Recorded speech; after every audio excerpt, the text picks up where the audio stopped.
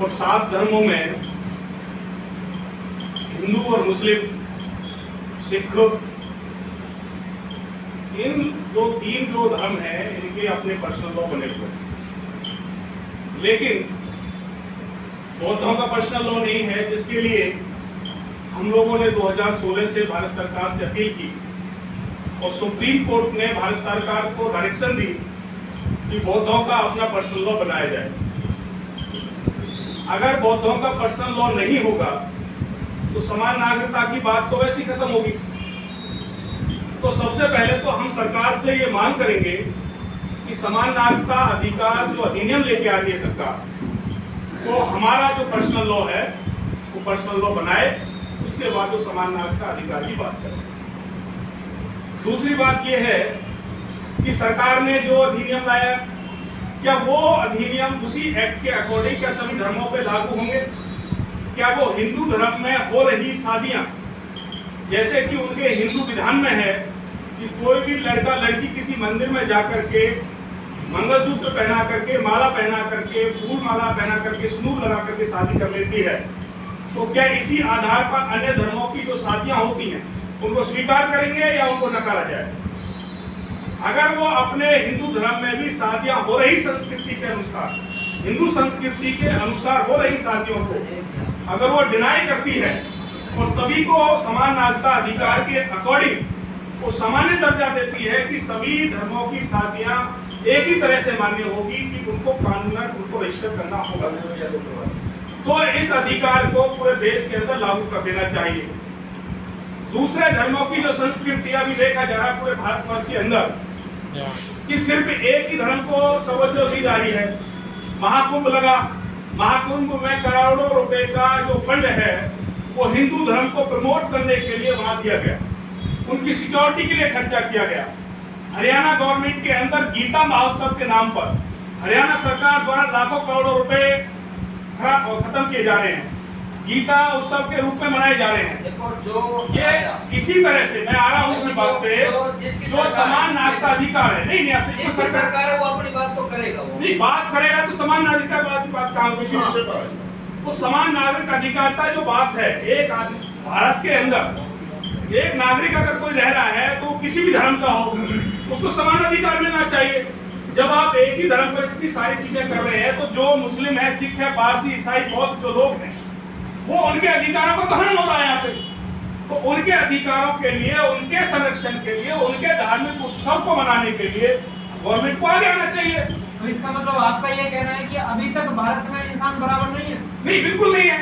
Government जिसकी government है वो अपने हिसाब से काम कर रही है। हम इसको खुद मान कर रहे हैं कि समान अधिकार का कानून आना चाहिए, लेकिन सबसे पहले आप जो इस बात को कह रहे हैं कि अभी तक भारत में हर इंसान बराबर नहीं है जी, जबकि इंडियन कॉन्स्टिट्यूशन लॉ के एक्ट 44, वकील साहब भी हमारे साथ बैठे हैं अगर मैं गलत नहीं हूँ तो 44 के हिसाब से इंडिया में हर इंसान बराबर है। हाँ।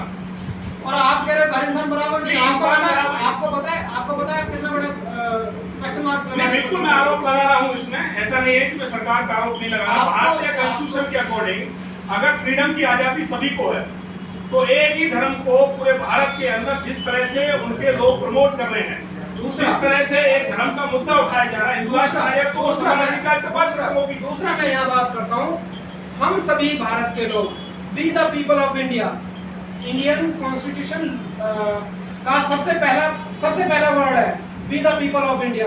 जब हम सभी इकट्ठे कॉन्स्टिट्यूशन के पैरामीटर में आ रहे हैं, मानता कौन है इस बात को? तो मतलब इस बात को कैसे करें कि आप समान नहीं है? देखो, समान का मैंने वो बराबर आपको समझाने की बात करी कि भारत के अंदर जब कोई व्यक्ति संविधान की धज्जियां उड़ाए, संविधान के पन्नों को पूरे देश की जो देश की राजधानी है उसके अंदर संविधान की प्रतियां जलाई जाए, कोई कार्रवाई ना हो, उसके खिलाफ में जो सरकार सत्ता में बैठी हुई है उसके लोग उसका विरोध करें, उनके ही द्वारा उनके प्रतिनिधि सरकार की संविधान के उल्लंघन करते हुए खुलेआम जो है हिंदू राष्ट्र बनाने की बात करे और भारत को भारत न रहने की बात करे, अखंड को अखंड न रहने की बात करे, अखंडित रहने की बात करे, तो संविधान की जो समान जो अधिकार जो ला रहे हैं, जो समानता का जो अधिकार है वो कहाँ हो गया?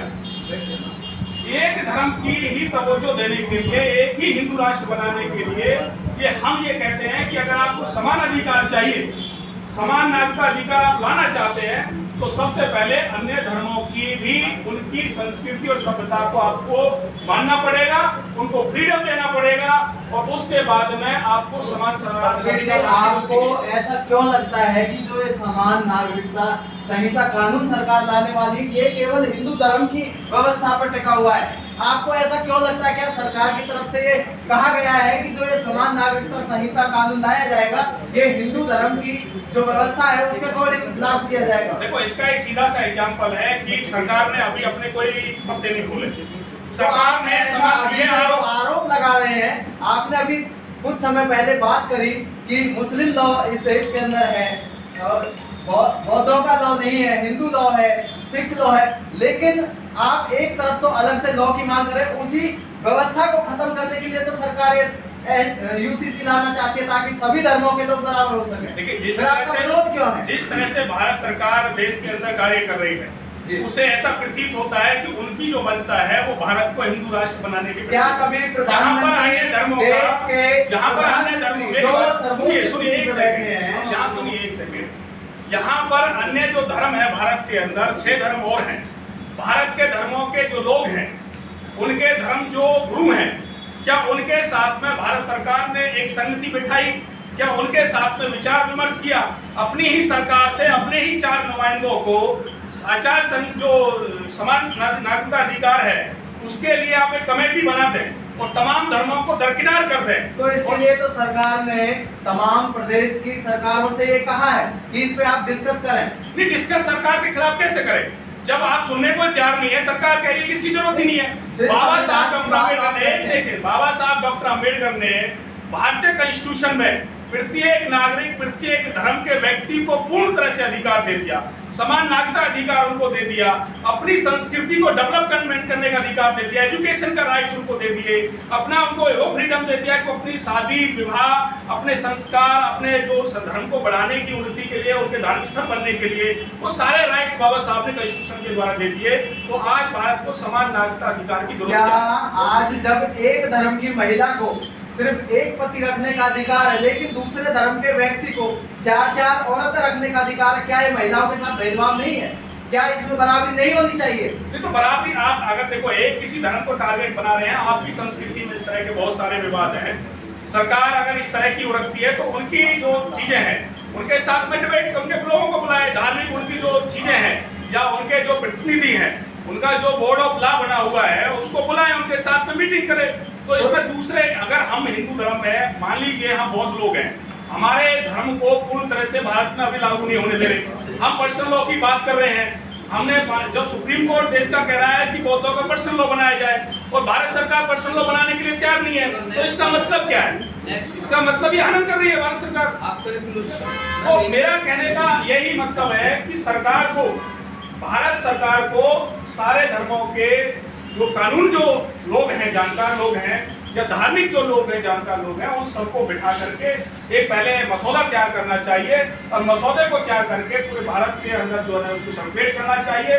ऐसे जैसे गवर्नमेंट ने राय देने की जो बात करी है, ये एक तरफा हुआ है। भारत सरकार अपनी इंटेंशन किसी को बताना नहीं चाह रही, वो क्या करना चाह रही है। और ये 2024 का जो मुद्दा है, मेन जो गवर्नमेंट का जो फोकस है वो अलग जो बेरोजगारी की समस्या, महंगाई की जो समस्या है, जो धार्मिक जो भेदभाव जो लोगों के अंदर हो रहा है, जातिगत जो शोषण राज्यों के अंदर, देश के अंदर हो रहा है, उसको कहीं ना कहीं दबाने के लिए भारत सरकार की चाल है। इसलिए 2024 में इस मुद्दे को लेकर वो जीतना चाहती है, आना चाहती है। मैं साधुवाद देता हूँ। बहुत बहुत धन्यवाद।